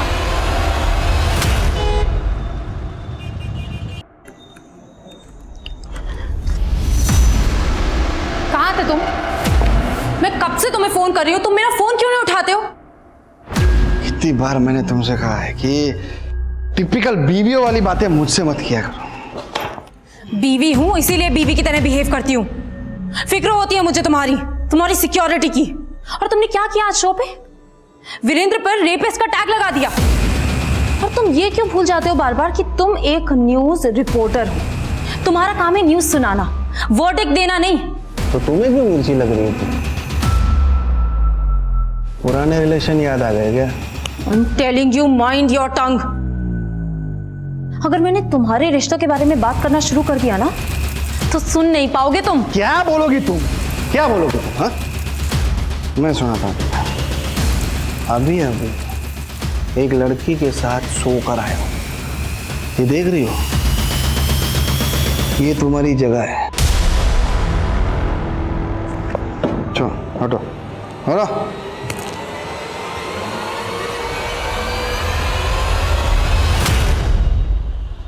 अब मैं कुछ समझने वाला नहीं हूँ। सीधे सीधे बताओ, तुमने हमारी गुड़िया को कहाँ गायब करके रखा है? राजेश, आवाज नीचे करके बात करो। पहले तो उसे लेने आए नहीं, अब वो खो गई है तो यहाँ कर बकवास कर रहे हो। बकवास आप कर रहे हैं। आपने उसे किसी बस में चढ़ाया ही नहीं है। अरे मैं तुम्हें कितनी बार समझाऊं कि मैं खुद उसे गोरखपुर की बस में बिठा कर आया था। हाँ चलो बैठ जाओ, पीछे बैठना भाई। सुन, आ जाओ। ये लड़की गोरखपुर जाएगी, सीट खाली है? हाँ साहब, बहुत सीट खाली है। सुन, ये लड़की ना अकेली जाएगी तो थोड़ा ध्यान से लेके जाना। अरे कोई दिक्कत नहीं, चलो बिठा देते हो। तुम्हारा फोन आने के बाद मैं खुद जाके उस बस के कंडक्टर से मिला। उस कंडक्टर ने मुझे बताया कि उसने गुड़िया को गोरखपुर बस स्टैंड उतार दिया था। अब तुम यहाँ खड़े होकर ड्रामा मत करो। तुम्हें तो छोड़ूंगा नहीं, बता रहा हूँ। मेरा कॉलर पकड़ता है, मुझे तो मैं अंदर कराऊं। अंदर तो मैं तुम्हें करवाऊंगा। जा रहा हूं मैं भी पुलिस के पास, समझे? जाना तो अब ये क्या मुसीबत आ गई अचानक से? अरे ये गुड़िया के लालची बाप की कोई चाल है, हमसे पैसे ऐंठना चाह रहा है ये। Hello and welcome to my show Ritesh live. एक आरोपी, एक रेप का आरोपी मुझे धमकी दे रहा है। वीरेंद्र कक्कड़ के हायर किए हुए लोग इंडिया के बाहर से मुझे धमकी भरे कॉल कर रहे हैं। अब मेरी ही नहीं, मेरी वाइफ की जान भी खतरे में। अब मैं आपको सुनाता हूं वो इंटरनेशनल कॉल्स की रिकॉर्डिंग। ध्यान से सुन। ये वीरेंद्र कक्कड़ की बैंड बजाना छोड़ दे, वरना अच्छा नहीं होगा तेरे साथ। क्या कर लोगे तुम? वो तुझे जल्दी पता चल जाएगा। सुना आप लोगों ने?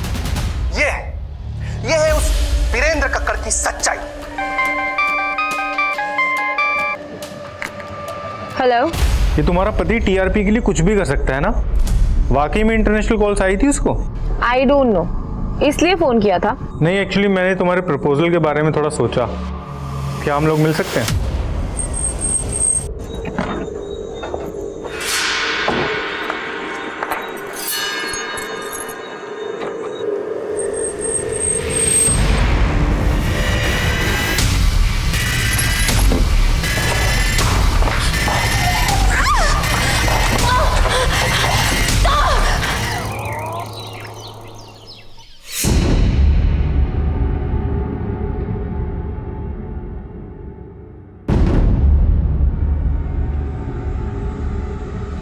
गुड़िया, गुड़िया कहाँ है? आप तो बोल के गए थे गुड़िया को लेके आएंगे। शुभम हार गए हैं। अब तो पुलिस ने भी उनको दुत्कार दिया है। भले हम ज्यादा मजदूरी कर लेंगे, बाकी हम अपना बेटी को अपना आंख से दूर नहीं भेजेंगे। हमारी भी आंखों का तारा है गुड़िया, लेकिन हम ममता के मुंह में अंधे नहीं हुए हैं। 10,000 रुपये महीना मिलेंगे इसे। कभी इतने सारे पैसे देखी हो एक साथ? हम तो ममता में अंधे थे, पर आप लालच में अंधे थे। अगर हमको हमारी गुड़िया नहीं मिली ना, तो हम आपको कभी माफ नहीं करेंगे, कभी माफ नहीं करेंगे, कह देते।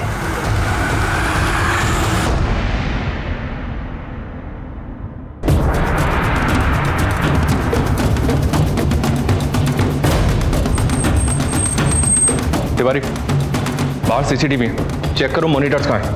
सब। जैन सर, विक्टिम का नाम सुजाता शर्मा है sir. News anchor Ritesh Sharma की वाइफ है। ये भी जर्नलिस्ट है सर। सुजाता का पति रितेश कहाँ है?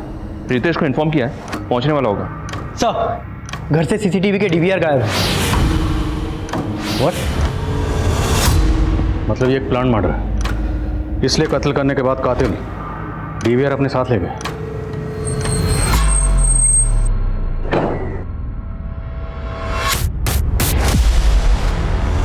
बॉडी को अर्ली मॉर्निंग पड़ोसियों ने देखा। कत्ल शायद रात में हुआ।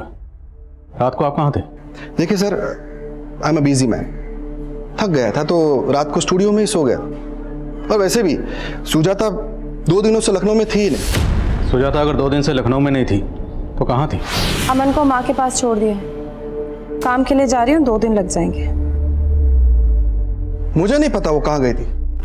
आप देश दुनिया की खबर रखते हैं, लेकिन आपकी खुद की बीवी कहाँ है 2 दिन से, वो आपको पता ही नहीं?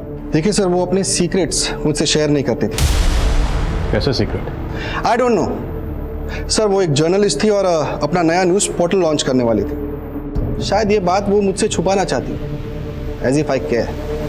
ये बात जानने में मुझे कोई इंटरेस्ट नहीं था। आपकी बीवी का कत्ल हुआ है, कत्ल किसने किया, क्यों किया, ये जानने में तो इंटरेस्ट होगा आपका। देखिए, घुमा फिरा के बात मत करिए। तो सीधा सवाल पूछेंगे आप मुझसे? जानते हैं ना मुझे, कौन हूं मैं? वीरेंद्र कक्कड़ ने धमकी दी है मुझे। तो आपको लगता है आपकी बीवी सुजाता को वीरेंद्र कक्कड़ ने मरवाया? हिंदी में बोला था मैंने, शायद आपको समझ में नहीं आया। सर, सुजाता को फोन ऑन हुआ, उसने लास्ट कॉल किसी निखिल को किया था रात को 10 बजे। निखिल? जी सर। निखिल कौन? निखिल सुजाता के लिए उसके नए न्यूज़ पोर्टल में काम करता था। इनफैक्ट निखिल और सुजाता वीरेंद्र कक्कड़ के न्यूज़ चैनल में काम कर चुके हैं पहले भी। Sir, I think Virendra Kakkar Nikhil को भी यूज़ कर सकता है। जर्नलिस्ट सुजाता मर्डर केस एक हाई प्रोफाइल केस था जो तुरंत खबरों में छा गया। पुलिस डिपार्टमेंट से एक्स्ट्रा प्रेशर था और सुजाता का कत्ल इतनी सफाई से किया गया था कि पुलिस को क्राइम सीन से कातिलों का कोई भी सुराग नहीं मिला था। ये रितेश मुझे बदनाम करने के लिए अपने शो में कुछ भी बक रहा है। ये इंटरनेशनल कॉल्स, ये धमकियां, सब ढकोसला है उसका। तो रितेश की इन हरकतों से तकलीफ तो होती होगी आपको, लेकिन मैं उसकी बीवी का मर्डर क्यों करवाऊंगा? और अगर मैं रितेश के तरीके से बात करूं तो ये भी कह सकता हूं कि रितेश ने खुद उसकी बीवी का मर्डर किया है और मुझे बदनाम करने के लिए मुझे घसीट रहा है। लेकिन बिना सबूत के क्यों कहूं मैं ऐसा? पर आप सुजाता को कॉल तो कर रहे थे और उसके जरिए रितेश को खामोश करवाना चाहते थे। हो सकता है सुजाता को मरवाने का मोटिव भी हो आपके पास। अगर आपको ऐसा लगता है तो ढूंढ लीजिए मेरे खिलाफ कोई सबूत। सर, मैंने और सुजाता ने वीरेंद्र सर का चैनल बहुत पहले ही छोड़ दिया था। मैं तो वीरेंद्र सर के टच में भी नहीं हूँ। लेकिन सुजाता के मर्डर से पहले तुमने उसे कॉल किया था, क्या बात हुई थी? सर, सुजाता अपना न्यूज़ पोर्टल लॉन्च करना चाहती थी। वो चाहती थी कि मैं उसके लिए काम करूं। लेकिन तुम तो उसी के साथ काम करते थे ना? नहीं सर, मैंने 1 महीना पहले उसके साथ काम करना छोड़ दिया था। क्यों? क्योंकि सर उसके न्यूज़ पोर्टल में मुझे अपने लिए कोई फ्यूचर नजर नहीं आ रहा था। 3 दिन पहले ही तो आई थी वो यहाँ अमन को मेरे पास छोड़ने के लिए। और सुजाता गई कहाँ थी, कुछ तो बताया होगा उसने। माँ, आप 2 दिन अमन को संभालोगे प्लीज? मुझे ना एक बहुत जरूरी काम से बाहर जाना है। पर बेटा, रितेश को यहाँ धमकियाँ मिल रही हैं और तुम शहर छोड़ के बाहर जाना चाहती हो, कहीं कुछ? माँ, कुछ नहीं है, आप परेशान मत हो। ये सब ना उसकी शो की कहानियां है। लेकिन तू जा कहाँ रही है? इलाहाबाद। इलाहाबाद में कहाँ गई थी? पता नहीं, बताया नहीं उसने। सुजाता इलाहाबाद गई, लेकिन इस बारे में उसने अपने पति रितेश को कुछ नहीं बताया। तो क्या रितेश से कुछ छुपा रही थी? मेरी बेटी की जिंदगी में रितेश से छुपाने के लिए कुछ भी नहीं था। तो क्या रितेश की जिंदगी में कुछ ऐसा है जो वो छुपा रहा है? रितेश की जिंदगी में बहुत कुछ छुपाने के लिए है, लेकिन एक पत्नी के आगे पति के राज छुपते नहीं। किस तरह के राज की बात कर रही हैं? ये देख रही हो, ये तुम्हारी जगह है। Are you okay? Of course. क्या हुआ?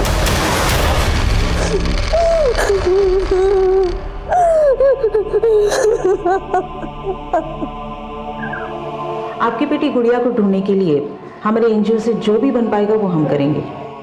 आपने बताया कि आप पुलिस स्टेशन भी गए थे, आपके पास एफआईआर की कॉपी है? एफआईआर तो उस दरोगा ने लिखी नहीं मैडम, उल्टा गुड़िया के बारे में अनाप शनाप बातें कर रहे हैं। आपकी बेटी जवान है, किसी के साथ अफेयर होगा उसका, भाग गई होगी। ये कैसी बातें कर रहे हैं साहब आप? वकील साहब गायब किए हमारी बेटी को। आपको पता है आप किस पे आरोप लगा रहे? इस शहर के सबसे बड़े लॉयर है वो। देखो लोग ना, तुम्हारे और रितेश के बीच जो कुछ भी चल रहा है उसकी सारी जानकारी हमने ऑलरेडी निकाली, इसलिए हमसे कुछ भी छुपाना मत। सर, अब मुझे ऐसा लगने लगा है कि आप मेरे लिए कुछ भी नहीं करने वाले और मेरा बस यूज कर रहे हो। खुद आई थी मेरे पास,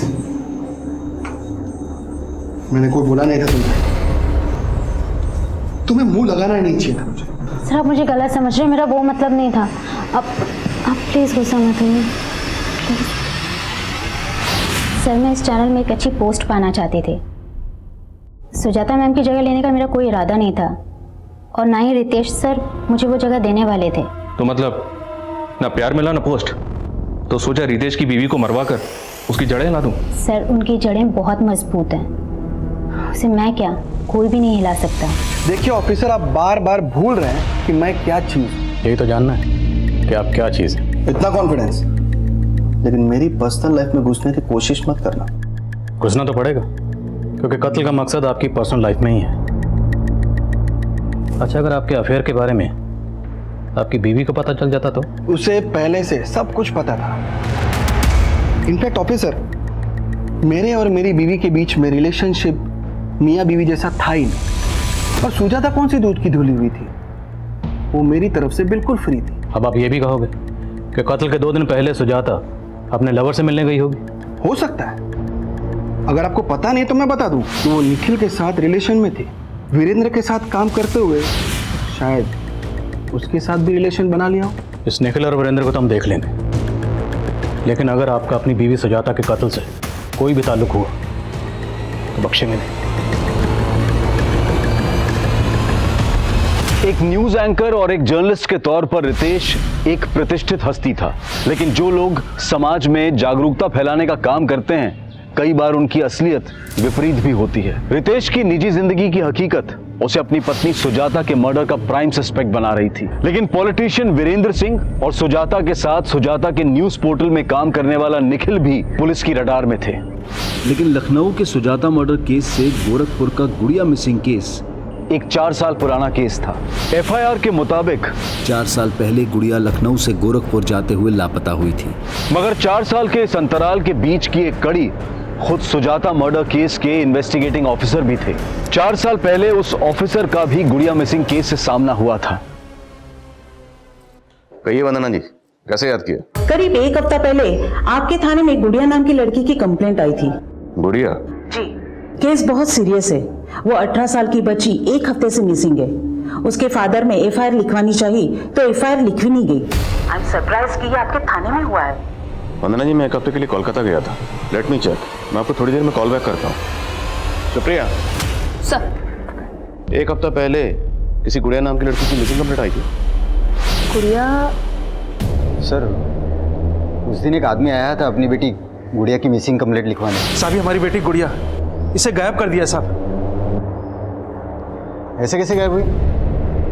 आप बैठिए और तसल्ली से बताइए क्या हुआ। वो एफआईआर लेकर मेरे कैबिन में आ। सर, एफआईआर तो लिखी नहीं मैंने। क्यों? सर, एफआईआर तो तब लिखता ना जब लड़की गायब होती।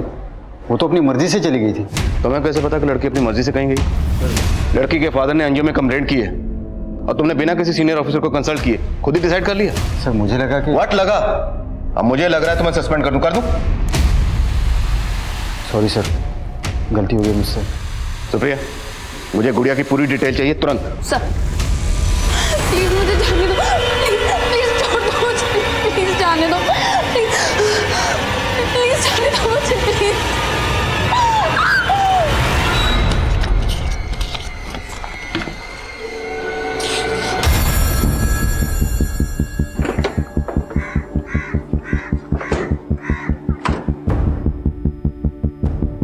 सर, हम तो खुद गुड़िया के लिए परेशान थे, उसकी मिसिंग कंप्लेंट लिखवाना चाहते थे और उसके फादर ने तो उल्टा हम ही पे एलिगेशन लगा दिया।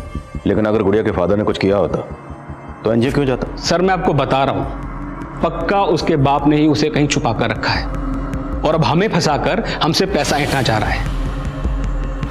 एक नंबर का लालची आदमी है सर, वो पैसे के लिए कुछ भी कर सकता है। इवन वो गुड़िया उससे खुद तंग थी।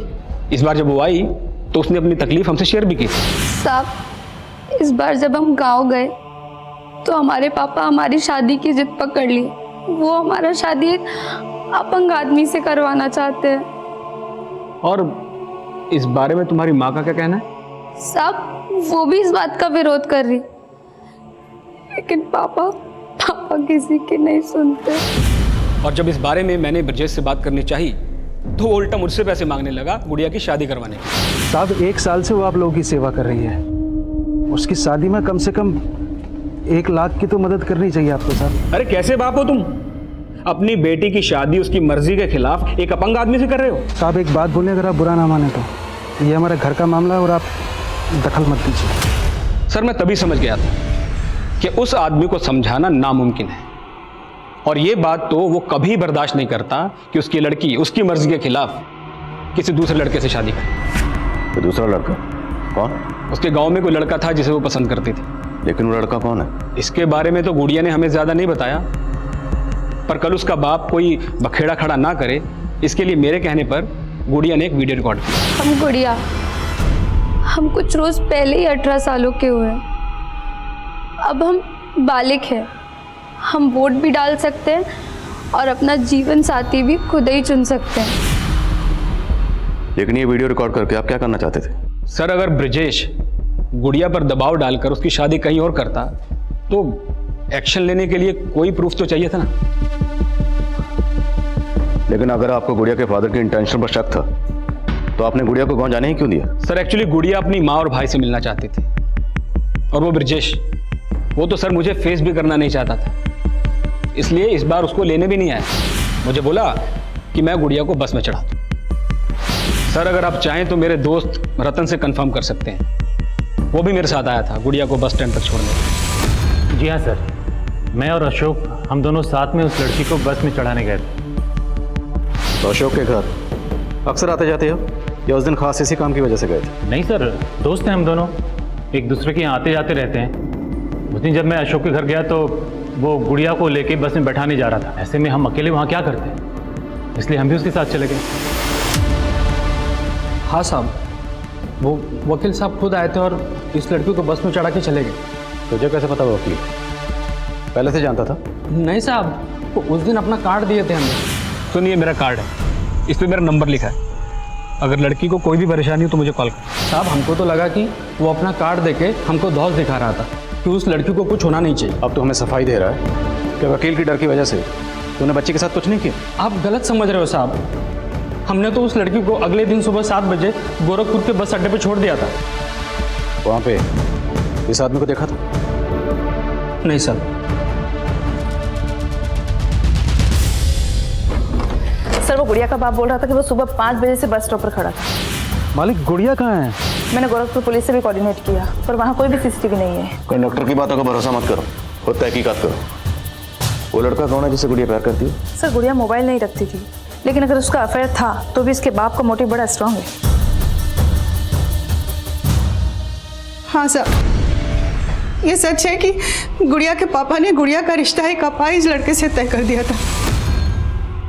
साहब गुड़िया इस रिश्ते से बिल्कुल खुश नहीं थी। गुड़िया किसी और लड़के से प्यार करती थी, वो लड़का कौन है? कोई और लड़का? नहीं साहब, ऐसा कुछ नहीं था। तो फिर आपकी गुड़िया ऐसा क्यों बोल रही है? हम एक लड़के से प्यार करते हैं। लेकिन गुड़िया ने हमें कभी नहीं बताया कि वो किसी और लड़के को पसंद करती है। साहब हमको थोड़े मालूम था गुड़िया किसी का चक्कर था। हमको पहले मालूम होता तुम उसके बाप को शगुन के पैसे नहीं देते। शगुन? कैसा शगुन? शादी के नाम पर अपनी बेटी का सौदा कर रहा था तुम? नहीं साहब। जतिन ने सब बता दिया। तेरी बेटी से शादी करने के बदले में वो तुझे 1 लाख रुपए दे रहा, 25,000 एडवांस भी दे चुका था। शगुन, गुड़िया शादी के लिए राजी नहीं हुई तो उसे गायब करवा दिया? नहीं साहब, वो वकील गायब किया हमारी गुड़िया को। तो तेरी बेटी गुड़िया तेरे खिलाफ क्यों बोल रही है? हम एक लड़के से प्यार करते हैं, पर हमारे पापा जबरदस्ती हमारा शादी एक अपंग आदमी से कर रहे हैं। साहब ये सब कुछ फर्जी है। तू तो सच्चा है ना, तो बोल गुड़िया कहाँ है? हम नहीं पता सर। पता लगाओ जरा। गुड़िया कहाँ गायब थी ये पहेली अब भी बरकरार थी, और पुलिस को वो लड़का भी नहीं मिल रहा था जिससे गुड़िया का अफेयर था। लेकिन 4 साल बाद सुजाता की जिंदगी में रितेश के अलावा भी कोई था। मैं कुछ नहीं छुपा रहा हूँ सर, मैं सच कह रहा हूँ। मेरा सुजाता के साथ सिर्फ प्रोफेशनल रिलेशन था, इसके अलावा मेरी उससे कोई और बात नहीं होती थी। सुजाता ये देखो ना, ये लोगो कैसा लग रहा है? लोगो अच्छा लग रहा है, पर आई फील पोर्टल ना लोगो से फेमस नहीं होता। हमें लॉन्च के लिए कुछ ऐसा मसाला तैयार करना चाहिए ना जो धमाल मचा दे। ये धमाल वमाल सब रितेश को सूट करता है। तुम तो रियलिज्म में बिलीव करती हो ना? करती थी, अब नहीं। मिलाए क्या है मुझे रियलिज्म से? कब से हूं मैं जर्नलिज्म में? And where am I? Ritesh ने कितना पीछे छोड़ दिया है मुझे। You know what, I want to work on my unique project. Ritesh ना मुझे अपने पैरों की जूती समझता है और मुझे उसके पैरों तले से जमीन खिसका दे रही है। सुजाता, इट्स ओके यार। All the details tomorrow. Carry on. मैं तो वैसे भी ऊपर जा रहा था। What carry on? क्या बकवास क्या कर रहे हो तुम? एक्सप्लेनेशन देने की कोई जरूरत नहीं हो जाता। सर वो रितेश सबको अपने जैसा समझता है। मैंने आपको पहले बताया नहीं, लेकिन अब आपको बता रहा हूँ। सिर्फ उसकी वजह से ही मैंने सुजाता के साथ काम करना बंद किया, क्योंकि मुझे लगता था कि वो सुजाता का गुस्सा मेरे ऊपर निकालेगा। तुमने बताया कि सुजाता अपने पोर्टल की लॉन्चिंग से ही धमाल मचाने वाली थी। ऐसा क्या हाथ लगा था उसके? I am so excited to meet you this time, क्योंकि इस बार मैं फुली प्रिपेयर्ड हूँ। तुम्हें पता है मुझे वो भी मिल गया है जिसकी मुझे तलाश थी। सर उसके बाद उसका मर्डर हो गया। तो ये सब तुमने हमें पहले क्यों नहीं बताया? सर मैं डर गया था सर मुझे लगा कि वो रितेश इस मर्डर केस में मुझे फंसाने की कोशिश जरूर करेगा। ये निखिल वाकई डरा हुआ है, स्मार्ट बन रहा है। हो सकता है ये भी सुजाता के साथ इलाहाबाद में। लेकिन सर उस दौरान निखिल की फ़ोन लोकेशन इलाहाबाद की नहीं थी, और सर इलाहाबाद से एक इन्फॉर्मेशन मिली है कि सुजाता इलाहाबाद के किसी न्यू शांतनु होटल में ठहरी हुई थी। मनीष, तुम खुद इलाहाबाद जाओ और पता करो कि सुजाता वहाँ किस किससे मिली। निखिल के मुताबिक वो किसी न्यूज़ को लेकर एक्साइटेड थी। अगर ऐसा है तो उसके फ़ोन या लैपटॉप से कोई ना कोई लीड मिल सकती है।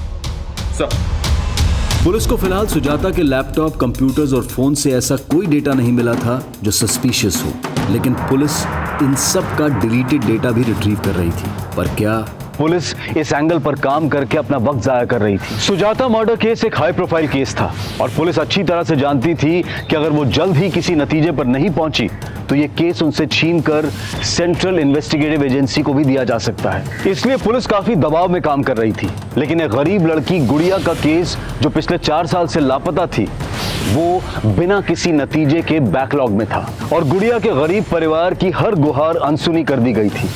पर ऐसे कई रहस्य थे जो उजागर ही नहीं हुए थे और ऐसे कई किरदार थे जो इस रहस्य को एक नया मकाम देने वाले थे। बाकी क्या हुआ? सब ठीक तो है? बाबा पेट में दर्द हो रहा है। अरे सुबह से कुछ नहीं खाया है तूने। जा हाथ मुंह धोआ, हम खाने का बंदोबस्त करते हैं। हाँ शर्मा। सर सुजाता ये इलाहाबाद के होटल में अकेली ठहरी हुई थी। बस इतना पता चला कि उसने होटल के थ्रू कैब हायर की थी और पूरा दिन इलाहाबाद में इसी कैब में ट्रैवल कर रही थी। कैब के ड्राइवर का पता लगा लिया मैंने। हाँ साहब, सुजाता मैडम जब तक उस होटल में रुकी हमारी टैक्सी से सफ़र की। तुमने सुजाता को आखिरी बार कब और किसके साथ देखा था? साहब आखिरी बार तो उनको हमने तब देखा था जब हम उनको उनके लखनऊ वाले घर पे छोड़ने गए थे। तब साहब वो अकेली थी। 2 दिन तक इलाहाबाद में तुम सुजाता को कहाँ लेकर गए? सबकी डिटेल चाहिए हमें। सर सुजाता ने इलाहाबाद में जिन जगहों पर ट्रैवल किया था वहां से ये पता नहीं चल रहा है कि सुजाता की ये विजिट काम की विजिट थी या पर्सनल विजिट थी। लेकिन सर इन 2 जगहों में 2 जगह ध्यान खींचने वाली हैं। कौन सी 2 जगह? एक है इलाहाबाद का मुंडेरी गांव। यहाँ पे कुछ दिन पहले एक बच्चे का मर्डर भी हुआ था सर। इमरान ने बताया कि उसने सुजाता को यहाँ पे एक बच्ची से मिलते हुए भी देखा था। और दूसरी जगह कौन सी है? सर सुजाता ने एक लोकल लीडर मुन्ना भैया के घर भी विजिट किया था। मुंडेरी गांव की बच्ची और लीडर मुन्ना भैया का घर। सुजाता सर किसकी बात कर रहे हैं? मैं नहीं जानता। ये अच्छा हाँ, ये लड़की तो अभी कुछ दिन पहले आई थी हमारे पास। इसका कुछ न्यूज़ पोर्टल लॉन्च कर रही थी, तो उसके सिलसिले में वीडियो बाइट चाहिए थी हमारी उसको। हमने सुना है कि वीरेंद्र कक्कड़ के न्यूज़ चैनल को जो पार्टी फंडिंग कर रही है उसको आप सपोर्ट कर रहे हैं। और वीरेंद्र कक्कड़ सुजाता मर्डर केस का सस्पेक्ट है, तो कहीं आपके और वीरेंद्र के बीच में कुछ? सर कैसी बात कर रहे हैं? देखिए सर, हमें निर्दलीय, कल किसी और पार्टी की सरकार आ जाएगी, हम उसके साथ चले जाएंगे, उसको सपोर्ट कर देंगे। अब इस वीरेंद्र कक्कड़ से हमारा कोई मतलब नहीं है। नहीं साहब, हम नहीं जानते इनको। ये औरत एक पत्रकार थी, लखनऊ में रहती थी, न्यूज़ एंकर रितेश शर्मा की वाइफ। सोचिए शायद कुछ याद आ जाए। रितेश शर्मा सुने तो है साहब। हाँ साहब, एक बार हमारी बेटी ना रितेश शर्मा के बारे में बात तो कर रही थी।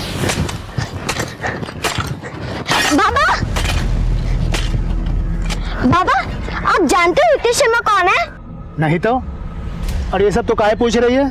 बाबा हम सुने कि वो टीवी में आते हैं, वो हमारे गांव में आने वाले हैं, वो हम सबका जिंदगी बदल देंगे, फिर हमारे पेट में भी दर्द नहीं होगा। कौन डॉक्टर है का वो? और कौन बोला तुमको ये सब? एक तरफ मुन्ना भैया का वीरेंद्र कक्कड़ से कनेक्शन दिख रहा है और दूसरी तरफ ये रितेश की मुंदेर जाने की कहानी। इतना हिंट तो मिल रहा है सर कि सुजाता के मर्डर का इलाहाबाद से कोई ना कोई कनेक्शन जरूर है। सुजाता के कत्ल वाले दिन का उसके घर का एरिया का डंप डाटा निकला, शायद कोई सस्पिशियस नंबर मिले। तब तक मैं इस रितेश शर्मा से मिलता हूँ। ये आप रोज रोज क्या फालतू के सवाल लेके आ जाते हैं? हाँ?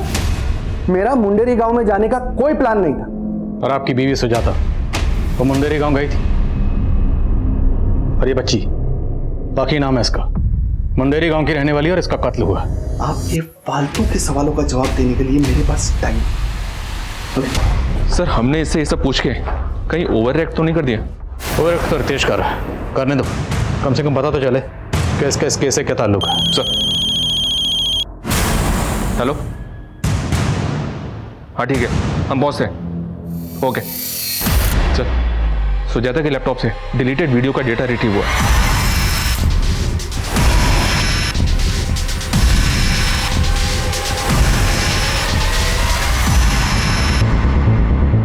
काफी औरतें और बच्चियां इस वीडियो में, और शायद आदमियों को भी बंदी बनाकर रखा गया।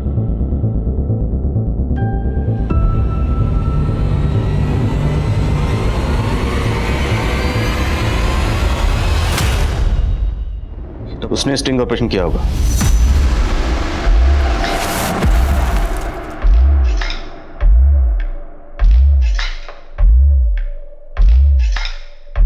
तुम तीनों लड़की गाड़ी में बैठो, चलो।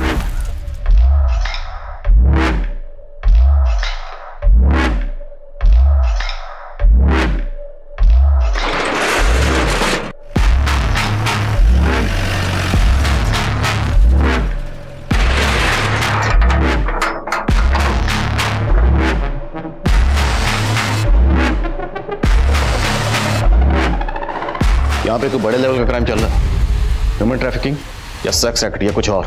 Right sir. और सर ये जगह पाकी के गांव मुंडेर के आसपास की हो सकती है। अगर इन लोगों को पता चल गया कि हम इस जगह का पता लगा रहे हैं तो ये अलर्ट हो जाएंगे और पाकी के फादर से पूछने का रिस्क भी नहीं ले सकते। इसलिए जो करना चुपचाप करना, चुपचाप गुपचाप। ये सब किसी बड़े अपराध की तरफ इशारा कर रहा था, लेकिन अपराध था क्या, इसका पता लगाना इतना आसान नहीं था। वहीं पुलिस सुजाता के घर के एरिया का डंप डेटा भी खंगाल रही थी। सर सुजाता की हत्या वाली रात उसके घर के आसपास इलाहाबाद का एक नंबर एक्टिव था और उस दिन ये नंबर इलाहाबाद से लखनऊ की तरफ ट्रेवल हुआ था, लगभग सुजाता के नंबर के साथ। मतलब जिस रात सुजाता का कत्ल हुआ उस रात कोई सुजाता का पीछा करते हुए इलाहाबाद से लखनऊ तक आया। किसका नंबर है? ये सर रतन सिंह नाम है इसका, ये मुन्ना भैया का भांजा है, पता किया मैंने। आई थिंक मैंने इस बंदे को पहले भी कहीं देखा है। नाम क्या बताया? रतन सिंह। मैं इस बंदे को मिला, नजर रखो इस पे, लेकिन उठाना मत, क्योंकि इसे उठा के हमें मुन्ना भैया को अलर्ट नहीं करना। Okay sir. Good morning sir, इतने वक्त के बाद याद किया आपने? सुप्रिया, तुम्हें 4 साल पहले का वो गुड़िया मिसिंग केस याद है?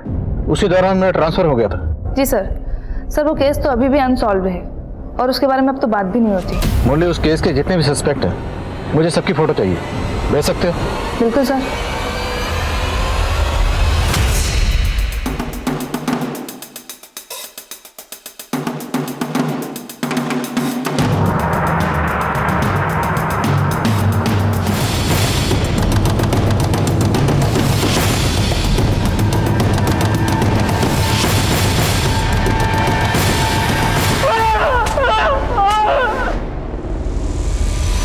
हमारी मुलाकात 4 साल पहले भी हो चुकी है। गुड़िया मिसिंग केस कुछ याद आया? लेकिन जब मैं अशोक के घर गया तो वो गुड़िया को लेके बस में बैठाने जा रहा था। ऐसे में हम अकेले वहाँ क्या करते, इसलिए हम भी उसके साथ चले गए। गुड़िया को कहाँ गायब किया?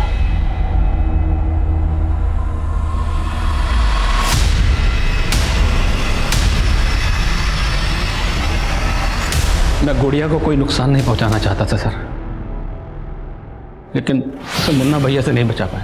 मुन्ना भैया कॉन्ट्रैक्ट अगर एक बार मिल जाए ना। कौन है?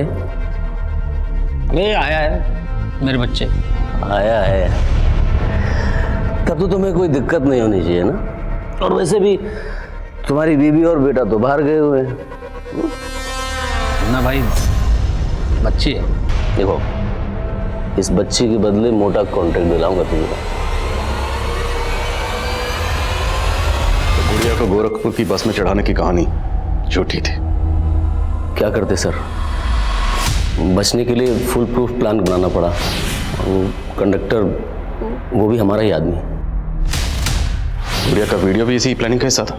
नहीं सर, तब तो मैं जेन्युइनली गुड़िया की हेल्प करना चाहता था। और जर्नलिस्ट सुजाता शर्मा, उसे क्यों मारा? साहब उसको क्रांतिकारी बनने का शौक चढ़ा था, हमको चकमा दे के सारा वीडियो निकाल ली थी। हिम्मत तो बहुत की मगर एक गलती कर दी, मुन्ना भैया के बिल में खुद ही घुस गए। देख रहे हैं नेताजी क्या चल रहा है आपके एरिया में?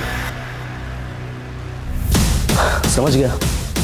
अच्छा, अपने न्यूज़ पोर्टल के लिए फंडिंग चाहिए ना आपको? जितनी फंडिंग चाहिए मिल जाएगी। सोचती हूँ।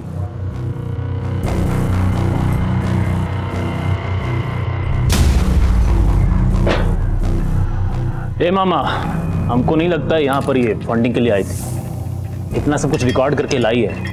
अभी जो आप बात किए ना वो भी रिकॉर्ड कर ली होगी ताकि आपको ऑन द फेस आरोपी दिखा सके। तो बड़ी चंट निकली रे। बोलिए तो यहीं पर मार के काट दें। काम करो, इसे इसके शहर में जाके मारो।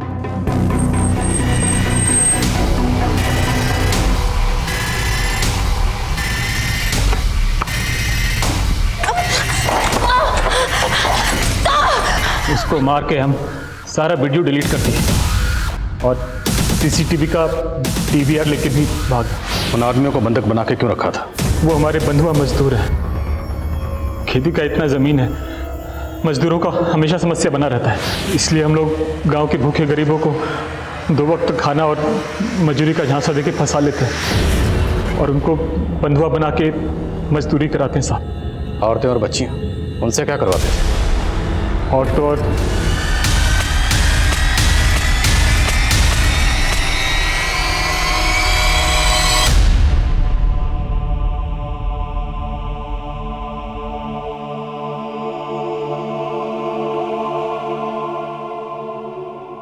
हम अक्सर सुनते हैं कि अदालतों से लेकर पुलिस की फाइलों में ऐसे कई केसेस हैं जो सालों तक किसी नतीजे पर नहीं पहुंचते। इसके पीछे की वजह जो भी हो, लेकिन अगर गुनहगार जल्द से जल्द सलाखों के पीछे ना पहुंचाए जाएं, तो वो और अपराध भी कर सकते हैं, जैसा कि इस केस में हुआ। अगर पुलिस 4 साल पहले ही गुड़िया के गुनहगारों तक पहुंच गई होती, लेकिन ये रैकेट तो इस पैमाने पर फैला हुआ था कि कई मासूम इन गुनहगारों का शिकार हो रहे थे। अब मैं अनूप सोनी आपसे विदा लेता हूं, फिर मुलाकात होगी क्राइम पेट्रोल सतर्क में एक और नए केस के साथ।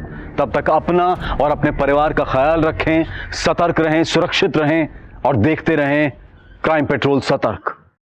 जय हिंद। इस तरह के और भी एपिसोड देखने के लिए हमारे चैनल को सब्सक्राइब करें और बेल आइकन दबाना ना भूलें।